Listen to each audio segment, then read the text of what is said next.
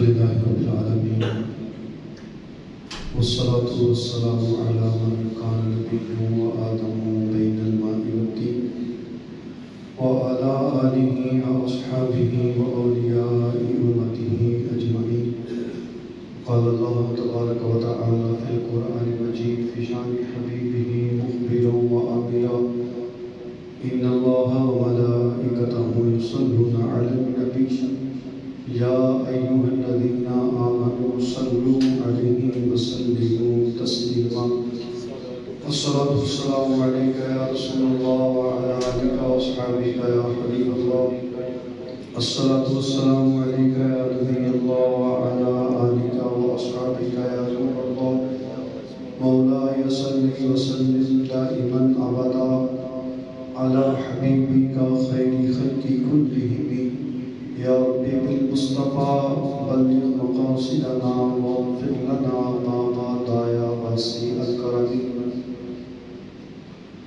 اللہ تبارک و تعالیٰ کی حمد و ثنا اس کے میرے محبوب جان کونین رحمت دارین حضور رحمت للعالمین خاتم النبیین صلی اللہ علیہ وآلہ وسلم کی بارگاہ علی اقدس میں ہدیہ درود پاک کے بعد 1445 عصر ہجری اسلامی سال کا دوسرا دن ہے. اسلامی سال کی ابتدا بھی اور انتہا بھی قربانیوں پر مشتمل ہے. اس محترم مہینے میں ایک بڑا مشہور معرکہ واقعہ کربلا پیش آیا. اس کے ساتھ ساتھ یکم محرم الحرام کو اسلام کے دوسرے خلیفہ حضرت عمر بن خطاب رضی اللہ تعالی عنہ آپ کی شہادت کا دن. 27-28 ذی الحج کو آپ پر حملہ کیا گیا اور پھر اسی زخم کی وجہ سے یکم محرم الحرام کو آپ نے جام شہادت نوش فرمایا. اسی وجہ سے آج چند باتیں سنیں گے. اللہ پاک سن کر ان پر عمل کرنے کی توفیق عطا فرمائے. اللہ پاک نے قرآن پاک میں ارشاد فرمایا: محمد رسول اللہ والذین معہ اشداء علی الکفار رحماء بینہم تراہم رکعا سجدا یبتغون فضلا من اللہ ورضوانا سیماہم فی وجوہہم من اثر السجود. صدق اللہ العظیم. فرمایا محمد رسول اللہ. پہلے محبوب علیہ السلام کی ثنا بیان کی، آپ کی تعریف بیان کی گئی. پھر فرمایا والذین معہ اشداء علی الکفار، اور وہ لوگ جو آپ کے ساتھ ہیں اشداء علی الکفار، کافروں پر بڑے سخت ہیں. رحماء بینہم، اور آپس میں ایک دوسرے کے ساتھ بڑے ہی نرم دل ہیں. تراہم رکعا سجدا، تو ان کو دیکھے گا کہ وہ رکوع کرتے ہوں گے، سجدے کرتے ہوں گے، عبادت کرتے ہوں گے. یبتغون فضلا من اللہ ورضوانا، اللہ کا فضل اور اس کی رضا کو تلاش کرتے ہوں. پھر فرمایا ذالک مثلہم فی التوراۃ ومثلہم فی الانجیل. اسی طرح کی مثالیں تورات اور انجیل میں ان لوگوں کی بیان ہوئی. اس آیت کی تفسیر میں علماء کرام نے یہ بات لکھی کہ یہاں پر اللہ تبارک و تعالیٰ نے جو فرمایا والذین معہ اشداء علی الکفار رحماء بینہم سے مراد صحابہ کرام کی ذات ہے. اور اللہ تعالیٰ نے صحابہ کرام کے اس آیت پاک کے اندر 5 وصف بیان کیے. پہلا وصف کیا بیان کیا؟ فرمایا والذین معہ اشداء علی الکفار. پہلا وصف یہ ہے کہ وہ دشمنان اسلام پر بڑے سخت ہیں. دوسرا وصف بیان فرمایا رحماء بینہم، فرمایا ان لوگوں کا جو حضور کے صحابی ہیں، جن کو اللہ تبارک و تعالیٰ نے پہلے محبوب کی صحبت عطا کی ہے، جن کو صحابیت کا رتبہ عطا کیا ہے، فرمایا دشمنوں پر بڑے سخت ہیں. دوسرا وصف ذکر کیا آپس میں بڑے ہی رحم دل ہیں، آپس میں بڑے ہی نیک ہیں. تیسرا وصف فرمایا تراہم رکعا سجدا. تیسرا وصف ذکر کیا صحابہ کا کہ وہ ہر وقت اللہ تبارک و تعالیٰ کی عبادت میں خود کو مصروف رکھتے ہیں.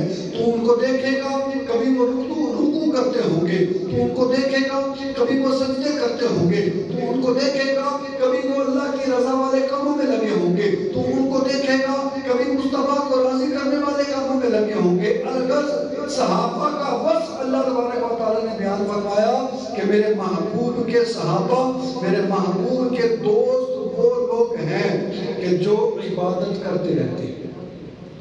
پھر چوتھا وصف بیان فرمایا فضلا من اللہ و رضوانا۔ عبادت کرنے سے وہ ریاکاری کا اظہار مقصود نہیں ہوتا، عبادت کرنے سے لوگوں کو دکھانا مقصود نہیں ہوتا، عبادت کرنے سے صرف ایک مقصد ہوتا ہے، وہ مقصد کیا کہ وہ اللہ کی عبادت کرتے ہیں حالت رکوع میں، اللہ کی عبادت کرتے ہیں حالت سجدہ میں۔ کیوں؟ تاکہ اللہ تبارک و تعالیٰ کو راضی کرنے میں کامیاب ہو جائے۔ اور پانچواں وصف بیان کیا، فرمایا سیماہم فی وجوہہم من اثر السجود۔ میرے محبوب کے جو صحابہ ہیں تو ان کی پیشانی کو دیکھے گا، تو ان کے چہروں کو دیکھے گا کہ ان کے چہرے عبادت کے نور کی وجہ سے چمک رہے گا۔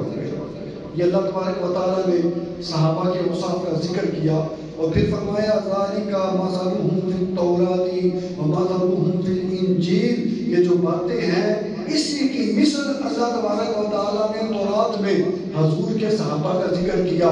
یہ جو اوصاف ہیں اسی کی مثل اللہ تبارک و تعالیٰ نے انجیل میں صحابہ کا ذکر کیا۔ اب ایک میں اور آپ ہیں، دنیا میں جو انسان آیا، دنیا میں آنے سے پہلے ہمیں کوئی نہیں جانتا تھا، دنیا میں آنے کے بعد محلے والوں کو پتہ لگا، کچھ رشتہ داروں کو پتہ لگ گیا، پھر جوان ہوئے، کاروبار کے اندر قدم رکھا، تھوڑے سے تعلقات بڑھے، تھوڑی سی مشہوری زیادہ ہو گئی، کسی کو جاننے والے سینکڑوں ہیں، کسی کو جاننے والے ہزاروں ہیں، کسی کو جاننے والے ملین ہوں گے، لیکن ہمیں دنیا میں آنے سے پہلے کوئی نہ جانتا تھا، نہ کسی کے وہم و گمان میں ہمارا ذکر تھا، نہ کسی کے وہم و گمان میں ہمارا خیال تھا، نہ کسی کے خواب میں تصور تھا، لیکن اللہ کے محبوب کے صحابہ کی یہ شان ہے کہ اللہ تبارک و تعالیٰ نے جو پہلے کتابیں نازل فرمائی، انبیاء پر کتابیں بھیجی، اللہ تبارک و تعالیٰ نے اپنے محبوب کے صحابہ کا ان کتابوں میں بھی ذکر فرمایا۔ یعنی ان کتابوں کو جو انبیاء تلاوت کیا کرتے، ان کتابوں کو جن امتوں پر وہ نازل ہوئی وہ امتی پڑھا کرتے، ان کتابوں کے جو عالم بنا کرتے، ان کتابوں کو جو سیکھا کرتے، وہ بھی مصطفیٰ کے صدقے صحابہ کے ذکر کو صحابہ کے دنیا میں آنے سے صدیوں پہلے فرمایا کرتے تھے۔ یعنی صحابہ کو ذکر کرنا، صحابہ کا ذکر کرنا، صحابہ کی تعریف کرنا، صحابہ کی صفتیں بیان کرنا، یہ کوئی نیا کام نہیں۔ اللہ نے محبوب کے صدقے ابھی صحابہ دنیا میں آئے بھی نہ تھے، ابھی صحابہ کا تذکرہ دنیا میں بھی، ابھی صحابہ دنیا میں جلوہ فرما وظاہر ہوئے بھی نہ تھے۔ اللہ تبارک و تعالیٰ نے پہلے کے انبیاء کو جو کتابیں نازل فرمائی ان کتابوں میں صحابہ کا ذکر فرمایا۔ اور کیسا ذکر فرمایا؟ کیونکہ محرم الحرام ہے، حضرت عمر فاروق اعظم رضی اللہ تعالیٰ عنہ اسلام کے دوسرے خلیفہ، آپ کی شہادت کا دن ہے یکم محرم۔ اسی حوالے سے ظاہر جہاں دیگر صحابہ کا ذکر آیا، حضرت عمر کا بھی ذکر یقیناً آیا، تو حضرت عمر کے ذکر کو آج سنیں گے اور یہ عقیدہ لے کر چلیں۔ محرم ہے ساتھ ساتھ ہمارے نزدیک اسلام کے پہلے خلیفہ حضرت ابوبکر صدیق، اسلام کے دوسرے خلیفہ حضرت عمر فاروق اعظم، اسلام کے تیسرے خلیفہ حضرت عثمان غنی اور اسلام کے چوتھے خلیفہ حضرت مولا علی شیر خدا رضی اللہ تعالی عنہم ہیں۔ ایک مرتبہ آپ کا گزر ہو رہا تھا، راستے سے ایک پادری ملا حضرت عمر فاروق اعظم رضی اللہ تعالی عنہ۔ آپ نے اس پادری سے پوچھا هل تجدون فی شیء من کتبکم، آپ فرمانے لگے پادری ذرا یہ بتا کیا تو نے اپنی کتابوں میں ہمارے بارے میں کوئی بات پڑھی ہے؟ وہ کہنے لگا ہاں پڑھی ہے۔ پھر آپ نے پوچھا کیف تجدونی، پھر آپ نے پوچھا کیف تجدونی، فرمایا اگر تم نے ہمارے متعلق باتیں پڑھی ہیں اپنی کتابوں میں، قرآن کی بات نہیں ہو رہی، قرآن سے پہلے جو کتابیں نازل ہوئی تورات اور انجیل ان کی بات ہو رہی ہے، آپ پادری سے پوچھ رہے پادری یہ تو بتا کیا تم نے ہمارا تذکرہ پڑھا ہے پہلے کی کتابوں میں اپنی کتابوں میں؟ وہ کہنے لگا ہاں پڑھا ہے۔ پھر آپ نے پوچھا اچھا یہ بتا اگر پڑھا ہے میرے بارے میں تمہاری کتاب میں کیا لکھا تھا؟ پادری بولا آپ کے بارے میں لکھا تھا کرم من حدید، یعنی آپ کے بارے میں لکھا تھا کہ آپ لوہے کا سکہ ہیں، آپ نے پوچھا لوہے کا سینگ ہے، اس سے کیا مراد ہے؟ پادری بولا امیر شدید، یعنی آپ دینی احکام کو نافذ کرنے میں سب سے زیادہ سختی کرنے والے ہیں۔ اور دیکھا جائے آپ کے دور میں جس قدر اسلام نے ترقی کی، جس قدر اسلام کو رب تبارک و تعالیٰ نے بلندیاں عطا کی، جس قدر اسلام کا پرچم بلند ہوا، اور جس قدر تیزی سے اسلام پھیلا، اور جس قدر زیادہ فتوحات اللہ نے آپ کے دور میں عطا فرمائی، اس قدر فتوحات پہلے نہیں ہوئی تھی۔ تو اللہ تبارک و تعالیٰ نے آپ کا ذکر پہلے کی کتابوں میں ان الفاظ کے ساتھ فرمایا کہ حضرت عمر بن خطاب رضی اللہ تعالیٰ عنہ دینی احکام نافذ کرنے میں سختی کرنے والے۔ پھر ایک مرتبہ حضرت ابو عبیدہ بن جراح رضی اللہ تعالیٰ عنہ عشرہ مبشرہ میں سے اب ہیں، آپ کو بیت المقدس فتح کرنے کے لیے لشکر کے ساتھ بھیجا۔ حضرت عمر کا دور مبارک ہے، سب سے پہلے حضرت عمر فاروق اعظم نے بیت المقدس کو فتح فرمایا، اس سے پہلے وہ فتح نہ ہوا تھا۔ آپ نے لشکر بھیجا، حضرت ابو عبیدہ بن جراح رضی اللہ تعالیٰ عنہ اس لشکر کے سپہ سالار مقرر ہوئے اور لشکر لے کر بیت المقدس کی طرف روانہ ہوئے اور وہاں جا کر کفار کے قلعے کا محاصرہ کر لیا۔ تقریباً 4 مہینے تک جنگ لگی رہی، لیکن جنگ کا کوئی نتیجہ سامنے نہ آیا۔ 4 مہینے تک جنگ لڑتے رہے، لیکن نہ ہی کافروں کی طرف سے کوئی ایسی چیز ظاہر ہوئی کہ انہوں نے ہار مان لی ہو، نہ ہی مسلمانوں کی طرف سے کوئی چیز ایسی ظاہر ہو پا رہی تھی کہ جس سے مسلمانوں کی فتح کا اعلان کیا جائے۔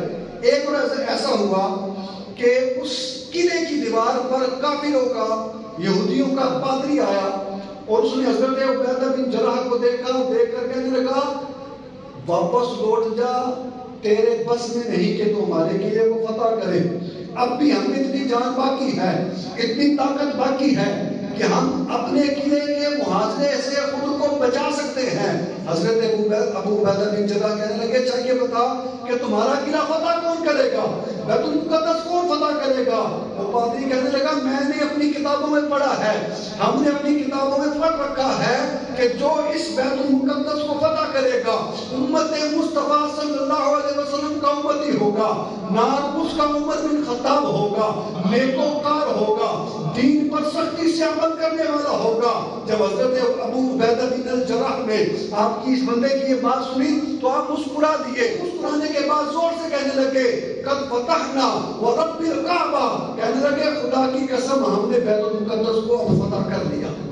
اب آدمی کو سمجھ نہیں آئی بات، بھئی محاصرہ باہر کر رکھا ہے اور میں نے بات بتائی کہ تیرے بس کا نہیں ہے کہ تو قلعے کو فتح کرے، ہم نے اپنی کتابوں میں پڑھا ہے، ہمیں اس بندے کی نشانیاں بتائی گئی ہیں کہ اس بندے میں یہ نشانیاں ہوں گی اور تجھ میں وہ نشانیاں نظر نہیں آ رہی۔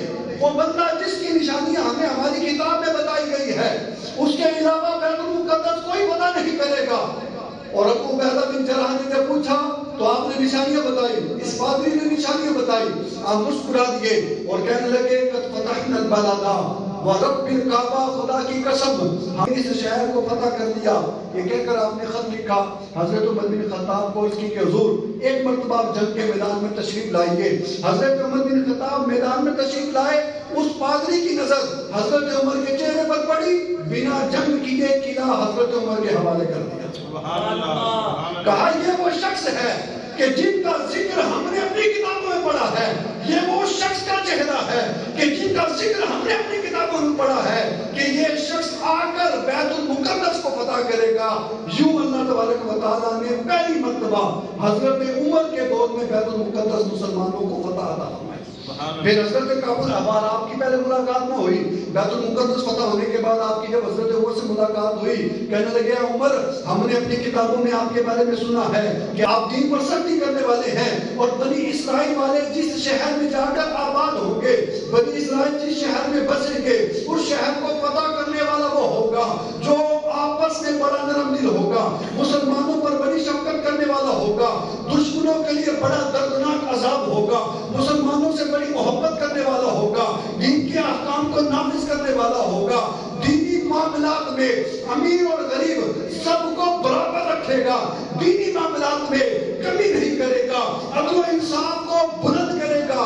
اللہ تبارک و تعالیٰ نے وہ شان اے عمر آپ کو عطا فرمائی. سبحان اللہ سبحان اللہ. پھر اسی سے ملتا جلتا واقعہ، ایک مرتبہ حضرت ام کلثوم رضی اللہ تعالی عنہ، حضرت فاطمہ الزہرا رضی اللہ تعالی عنہ کی شہزادی، حضور صلی اللہ علیہ وسلم کی نواسی، آپ حضرت عمر کی زوجیت میں تھی. حضرت عمر کو اللہ تعالیٰ نے سعادت دی کہ حضرت فاطمہ کی شہزادی حضرت عمر کی زوجیت میں. اب ہم ایک مرتبہ بیٹھ کر زاروں کے تار ہو رہے ہیں. حضرت عمر آئے، فرمایا کیا ہوا، کیوں روتی ہو، کیا وجہ ہوئی ہے کہ اس طرح زاروں کے تار ہونے لگی ہو؟ تو آپ فرمانے لگی کہ مجھے حضرت کعب الاحبار رضی اللہ تعالیٰ عنہ نے بتایا ہے، وہ کہنے لگے عمر جہنم کے دروازے پر ہے. یہ سن کر حضرت عمر بھی ڈر گئے اور خوف خدا سے کانپ اٹھے. آپ نے حضرت کعب الاحبار کو بلایا، فرمانے لگے کعب الاحبار تو نے یہ بات کہی ہے، کیوں کہی ہے؟ تیرے بارے میں یہ بات، یہ اطلاع ملی ہے کہ تو کہتا ہے کہ حضرت عمر رضی اللہ تعالیٰ عنہ جہنم کے دروازے پر ہیں، یہ کیوں کہی ہے؟ وہ کہنے لگے حضور خدا کی قسم ذوالحجہ کا مہینہ گزرے گا بھی نہیں اور اللہ تعالیٰ آپ کو جنت عطا فرمائے گا. آپ فرمانے لگے ایّا شیء بہذا، ایّا شیء ھذا مرۃ فی الجنہ و مرۃ فی الجہنم. کہنے لگے کتنی عجیب بات ہے، کبھی تم کہتے ہو حضرت عمر جہنم کے دروازے پر ہیں، کبھی تم کہتے ہو کہ حضرت عمر جنت میں ہیں. کعب الاحبار رضی اللہ تعالیٰ عنہ عرض کرنے لگے اے امیر المؤمنین، میں نے یہ نہیں کہا کہ آپ دوزخی ہیں معاذ اللہ، میں نے یہ نہیں کہا کہ آپ جہنم میں جائیں گے. میں نے جو کہا اس کا مطلب یہ ہے، فرمانے لگے والذی نفسی بیدہ، اس ذات کی قسم جس کے قبضہ قدرت میں میری جان ہے، انا لنجدک بکتاب اللہ علی باب من ابواب جہنم. ہم نے اپنی کتابوں میں پڑھا ہے کہ اللہ تبارک و تعالیٰ نے آپ کا ہماری کتابوں میں یہ ذکر فرمایا ہے کہ حضرت عمر جہنم کے دروازے پر ہیں، جہنم کے دروازے پر ہیں. تمنع الناس ان یقعوا فیہا، اور لوگوں کو جہنم میں گرنے سے روک رہے ہیں، سبحان اللہ، لوگوں کو جہنم میں گرنے سے بچا رہے ہیں. اور مزید عرض کرتے ہیں فَإِذَا مِتَّ لَمْ يَزَالُوا يَقْتَحِمُونَ فِيهَا إِلَى يَوْمِ الْقِيَامَةِ. اے عمر جب آپ مر جائیں گے تو لوگوں کو قیامت تک جہنم میں گرنے سے کوئی نہیں روک سکے گا. اللہ تبارک و تعالیٰ نے آپ کو یہ سعادت دی کہ آپ کی وجہ سے، جس وقت آپ کی حکومت تھی، بڑے بڑے کافر صرف آپ کا نام سن کے ڈر جایا کرتے تھے اور مسلمان دو نمبری کرنے سے ڈر جایا کرتے تھے کہ حضرت عمر کو اگر پتہ لگ گیا نہ جانے کیا معاملہ ہوگا. تو فرمایا میں نے جو کہا آپ کے بارے میں کہ حضرت عمر دوزخ کے دروازے پر ہے، اس کا مطلب یہ ہے کہ اللہ نے آپ کی وجہ سے لوگوں کو جہنم میں گرنے سے روک رکھا. آپ کی وجہ سے لوگ جہنم میں نہیں جاتے، آپ کی وجہ سے لوگ دین پر عمل کرنے میں کامیاب ہو جایا کرتے ہیں. پھر اسی طرح کا ایک اور ملتا جلتا واقعہ، حضرت عبداللہ بن سلام مسلمان ہوئے، تورات کے بہت بڑے عالم تھے. یہ بھی ایک مرتبہ راستے سے گزر رہے تو ایک شخص چادر اوڑھ کر سو رہا تھا. آپ نے پاؤں سے لا کر پوچھا کون ہے؟ حضرت عبداللہ امیر المومنین حضرت عمر فاروق اعظم کے شہزادے حضرت عبداللہ آرام فرما رہے تھے. تو آپ نے چادر میں سے یہ آواز لگائی، کہنے لگے میں امیر المومنین کا بیٹا عبداللہ بن عمر ہوں. تو عبداللہ بن سلام کہنے لگے یا ابن قفل جہنم، اے جہنم کے تالے کے بیٹے اٹھ کھڑا ہو جا. حضرت عبداللہ بن عمر نے بھی بات سنی، بڑا غصہ آیا کہ میرے باپ کے بارے میں ایسی بات کرتا ہے. آپ نے اس کو تو کچھ نہ کہا، حضرت عمر کے پاس تشریف لے گئے. کہنے لگے حضور حضرت عبداللہ بن سلام آپ کے بارے میں ایسی ایسی باتیں کرتے ہیں. سلام کے پاس تشریف لے گئے. عبداللہ بن سلام سے کہنے لگے کیا تم نے میرے بیٹے کے سامنے اس طرح کی بات کی ہے کہ جہنم کے تالے کے بیٹے اٹھ؟ کہنے لگے عبداللہ بن سلام ہاں میں نے ایسا ہی کہا ہے. فرمایا معاذ اللہ کیا تم مجھے دوزخی مانتے ہو؟ کیا تم نے میرے بارے میں جہنمی ہونے کا فیصلہ کر لیا؟ تمہارے پاس ایسی کون سی دلیل ہے جس کی وجہ سے تم مجھے جہنمی کہتے ہو؟ کہنے لگے حضور میں آپ کو جہنمی نہیں کہہ رہا، نہ میں آپ کو دوزخی بنا رہا ہوں. میں نے اپنے والد محترم سے سنا ہے، میرے والد محترم نے یہ حدیث پاک سنائی تھی. وہ کہتے ہیں ہم تک یہ روایت پہنچی ہے کہ حضرت عمر جہنم کے دروازے کے تالے ہیں. آپ جب تک زندہ رہیں گے اللہ تعالیٰ جہنم کے دروازوں کو بند رکھے گا، اور آپ جب دنیا سے تشریف لے جائیں گے جہنم کے دروازے کھل جائیں گے اور لوگوں کو جہنم میں گرنے سے بچانے والا کوئی نہ ہوگا. یعنی حضرت عمر لوگوں کو جہنم میں جانے سے روکنے والے والے تھے، لوگوں کے لیے جہنم میں گر جانے والوں کے لیے روک تھے، ایک مضبوط دیوار تھے، ایک مضبوط پلر تھے، جس کی وجہ سے اللہ تعالیٰ نے مسلمانوں کو بھی بلندیاں عطا فرمائی، دین اسلام کو بھی بلندیاں عطا فرمائی۔ اور آج ہم غور کریں حضرت عمر کی شان یہ کہ پہلے کے جتنے بھی انبیاء آئے، پہلے کی جو کتابیں نازل ہوئی ان کتابوں کو ان امتوں نے تلاوت کیا، ان کتابوں کو یاد کرنے والے بڑے بڑے عالم ہوئے، جیسے تورات اور زبور کا، تورات اور انجیل کا میں نے ذکر کیا، تورات کے بڑے عالم گزرے، حضرت عبداللہ بن سلام بھی عالم گزرے، حضرت کعب الاحبار بھی عالم گزرے، حضرت سلیمان فارسی بھی عالم گزرے۔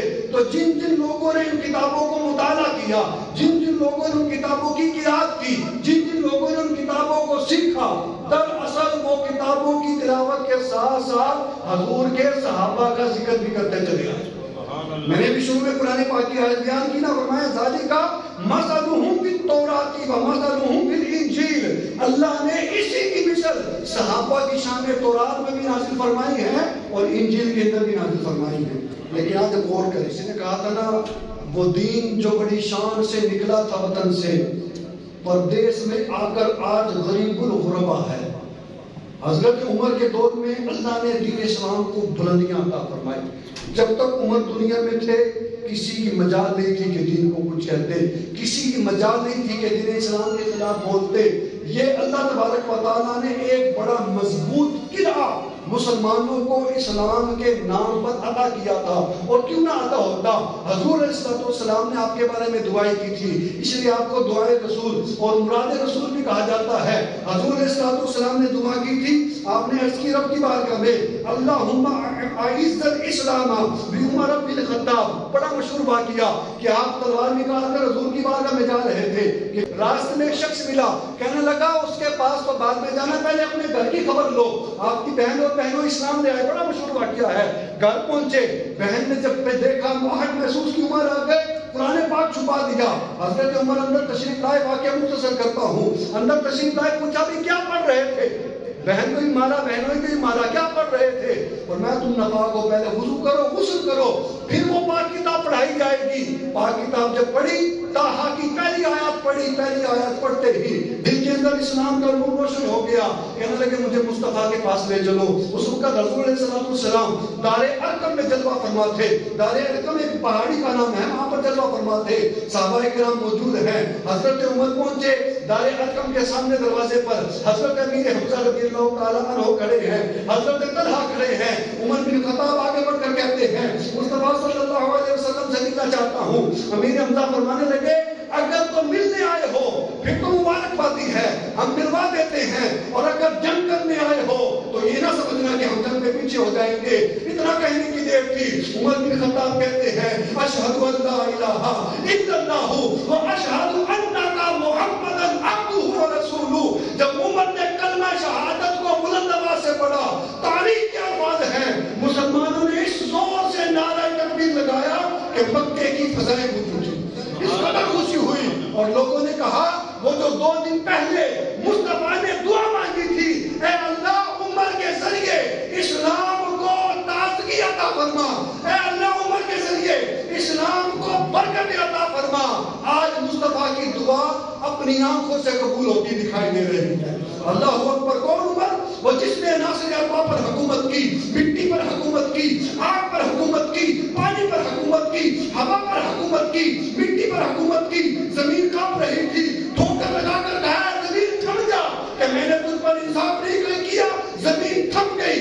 ممبر میں بیٹھ کر خطبہ دے رہے ہیں، ہزاروں میل کے فاصلے پر ساریہ جنگ لڑنے گئے، بابا پیغام لے کر جاری، فرمایا یا ساریۃ الجبل، ہزاروں میل کی دوری پر حضرت ساریہ جنگ لڑ رہے ہیں، مسجد نبوی میں بیٹھ کر حضرت عمر خطبہ فرما رہے ہیں۔ ہوا پر کیسی حکومت کی کہ مسجد نبوی میں بیٹھ کر اعلان کیا، ہوا آپ کے اعلان کو اللہ کی قدرت سے ہزاروں میل دور لے جاتی ہے۔ تو مٹی پر آپ کی حکومت، زمین پر جب زلزلہ آیا آپ کے دور میں، آپ نے درہ مار کر کہا، اور ایک روایت کے مطابق ٹھوکر مار کر کہا اے زمین رک جا کہ میں تیرے اوپر انصاف نہیں کرتا، زمین وہیں رک گئی۔ پھر ہوا پر کیسی حکومت کی کہ ہوا آپ کا پیغام لے کر جا رہی ہے۔ آگ پر کیسی حکومت کی، آگ پر حکومت کی کہ آپ کو بتایا گیا مدینہ کی وادی میں آگ لگی ہے، کیا کہا یہ عمر کا رومال لے جاؤ اور آگ کو کہو عمر نے بھیجا بھیجا ہے، آگ عمر کا رومال دیکھتی ہے وہیں پر رک جاتی ہے۔ پانی پر حکومت کی، بتا دیا وہ دریا جہاں پر لڑکی کو سجا دھجا کر ڈالا جاتا تھا پھر وہ چلتا تھا۔ حضرت عمر خط لکھ کر بھیجتی ہیں، فرمایا جا کر دریا میں ڈال دو۔ دریا میں ڈالنے کی دیر تھی، تبارک و تعالیٰ نے اس دریا کو ایسا جاری کیا کہ ایک ہی رات میں 10 ہاتھ بلند ہو گیا۔ اللہ اکبر۔ کون؟ حضرت عمر۔ عمر کو جو اٹھے تو عزیز کا بیان بنے، منبر پر بولے تو حق کا بیان بنے۔ سب سے پہلے جس نے کعبہ کا دروازہ کھولا اسے عمر بن خطاب کہتے ہیں۔ سب سے پہلے جو اعلانیہ ہجرت کرتا ہے اسے عمر بن خطاب کہتے ہیں۔ جس کے سائے سے کفر لڑتا تھا اسے عمر بن خطاب کہتے ہیں۔ جس کے سائے سے شیطان بھاگتا تھا اسے عمر بن خطاب کہتے ہیں۔ جس نے کلمہ پڑھا اور چھپا کرنا پڑا بلکہ ظاہر کر کے پڑھا اسے عمر بن خطاب کہتے ہیں۔ جس کی زبان پر حق بولتا تھا اسے عمر بن خطاب کہتے ہیں۔ جس کے بارے میں مصطفیٰ فرماتے ہیں میرا عمر جہاں ہوگا حق بھی اللہ وہی فرما دے گا، تو جہاں عمر ہو حق بھی وہی ہو اسے عمر بن خطاب کہتے ہیں۔ جن کی زبان پر فرشتے کلام کرتے ہیں اسے عمر بن خطاب کہتے ہیں۔ اور جن کی محبت کو آقا اپنی محبت قرار دیتے ہیں اسے عمر بن خطاب کہتے ہیں۔ جن کے اسلام قبول کرنے سے اسلام کی عزت میں اور اسلام کے غلبے میں اضافہ ہوتا ہے اسے عمر بن خطاب کہتے ہیں۔ جو صدیق اکبر کے بعد اسلام کے دوسرے خلیفہ بنتے ہیں، جن کی رائے کے مطابق اللہ کا قرآن نازل ہوتا ہے۔ عمر سوچتے ہیں کہ بندے کی آیات نازل ہو جائے اللہ قرآن نازل فرما دیتا ہے۔ عمر سوچتے ہیں شراب حرام ہو جائے اللہ آیات نازل فرما دیتا ہے۔ عمر سوچتے ہیں کہ جوا حرام ہو جائے اللہ قرآن پاک کی آیات نازل فرما دیتا ہے۔ تقریباً قرآن پاک کی 20 آیات حضرت عمر سوچتے ہیں اللہ عمر کی سوچ کے مطابق آیات نازل فرما دیتا ہے۔ تو عمر وہ ہیں کہ جن کی سوچ کے مطابق قرآن پاک کی آیت کا نزول ہوتا ہے، جن کے بارے میں آقا فرماتے ہیں کہ جس نے عمر سے بغض رکھا اس نے مجھ سے بغض رکھا۔ فرمایا ہر امت میں ایک محدث ہوتا ہے اور میری امت کا محدث حضرت عمر بن خطاب ہے۔ اور جن کے بارے میں آقا فرماتے ہیں اللہ پاک نے عمر کی زبان اور دل پر حق رکھ دیا ہے اسے عمر بن خطاب کہتے ہیں۔ جن کے بارے میں آقا فرماتے ہیں عمر میرے ساتھ ہے، میں عمر کے ساتھ ہوں اور میرے بعد عمر جہاں پر بھی ہوگا حق عمر کے ساتھ ہوگا۔ جن کے بارے میں آقا فرماتے ہیں آسمان کا کوئی فرشتہ ایسا نہیں جو عمر کی عزت نہ کرتا ہو اور زمین کا کوئی شیطان ایسا نہیں جو عمر سے ڈر کر نہ بھاگتا۔ شیطان جب آپ کو دیکھتا ہے تو اپنا راستہ بدل لیتا ہے۔ اللہ اکبر۔ یہ شان دے اللہ تبارک و تعالیٰ نے حضرت عمر کو عطا فرمائی، اور یہ شانیں وہ شانیں میں نے بیان کی ہیں کہ جن کا ذکر صرف قرآن پاک میں نہیں، صرف مصطفیٰ کی زبان سے نہیں، بلکہ قرآن پاک کے نازل ہونے سے پہلے جو کتابیں نازل ہوئی اللہ نے اپنے محبوب کے صحابہ کا ذکر ان میں بھی فرمایا۔ اب اللہ نے کہیں پر بھی یہ بھی فرمایا کہ اگر کسی صحابی کا نام امیر معاویہ ہوگا تو اس کے خلاف بکواس کرنی ہے، بھونکنے لگ جانا ہے اس کے اوپر۔ کہیں پر یہ نہیں فرمایا کہ کسی صحابی کا نام حضرت ابو سفیان ہوگا تو ان کے بارے میں بکواس کرنا شروع کر دینی ہے۔ کہیں پر یہ نہیں فرمایا کہ کسی صحابی کا نام ابو بکر صدیق ہوگا تو ان کے بارے میں بکواس کرنی ہے، بلکہ فرمایا میرے محبوب فرماتے ہیں اصحابی النجوم بِأَيِّكُمْ اهْتَدَيْتُمْ بِأَيِّكُمْ اقتدیتم اهتدیتم۔ فرمایا میرے صحابہ ستاروں کی طرح ہے، جس کے پیچھے بھی چلو گے اللہ تعالیٰ ہدایت عطا فرمائے گا۔ اللہ پاک عمل کرنے کی توفیق